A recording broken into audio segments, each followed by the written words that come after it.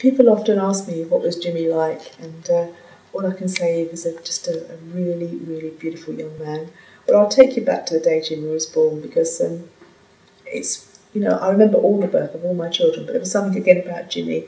He was born on a Saturday, and it was May the 9th, 1992, cup final day. And that's why I think I remember it the most, because my dad phoned me up at 12 o'clock on this day, and have you had the baby yet? No, Dad, not yet. And by 2:30, Barry was phoning up all our family to say that we'd had this beautiful baby boy, £10.4, the biggest of all our children. And my husband got home in time for the second half of the cup final, which I've never let him forget.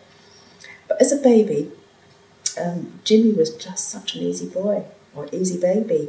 Never difficult, didn't mind going to bed, gurgled and was just lovely. At 4 months, Jimmy got meningitis and nearly lost his life, but he managed to pull through that.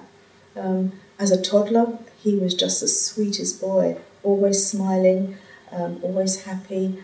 As he went through school again, he was never naughty. He struggled at school. He didn't find education very easy, but he didn't let it bother him. He just got on and did the work that he had to do to the best of his ability. Again, all the teachers loved him. When Jimmy was going out with his friends, all his friends' parents were so happy that Jimmy was there, because there was something in Jimmy that made people feel safe.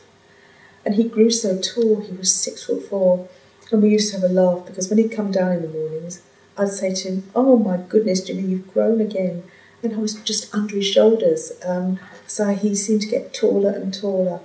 But he really was a wonderful young man, and for 16 years and one day, he brought us nothing but joy and pleasure. And I know that God was ready for him. And there was, as I say, something very special about Jimmy. And Jimmy had a wonderful faith. And at Jimmy's funeral, I shared with all the young people about holding on to God and never letting go of him, because he'll never let go of you. And Jimmy had a faith. And I say to all the young people now, never let go of God, because he will never let go of you. And Jimmy, Barry and I would do our readings in the morning, and Jimmy would come down and join us. When we went to Mass on a Sunday, there was Jimmy doing the collection or being an altar server. He just liked to play an active part in everything. So one very, very special boy. But the way I see it, that all our young people are special, and we have to do as much as we can to make this a more peaceful world for each and every one of them. For us, the Jimmy Mizen Foundation, which is now a registered charity, which we are very involved in, is to promote the good in young people, to let people know that our young people are good and decent. They're not this negative image that gets portrayed in the media about young people being thugs or hoodies. No, they're not. For us, Jimmy's legacy will be this: promoting the good in young people, changing the way that a majority of people seem to talk about young people. But ultimately, this is going to be a legacy of peace. And that is not going to happen by itself. If we truly want peace in our societies, in our communities, in our parishes, in our schools, in our families, then that starts with each one of us.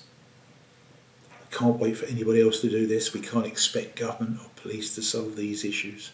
We can't expect our church leaders to solve these things for us. It's a question, a challenge, if you like. What are you going to do, and what am I going to do? Because ultimately, we are the ones that create the society we live in. And if we want a society that is more at peace with itself, a society that is more compassionate and understanding, then that starts with each one of us.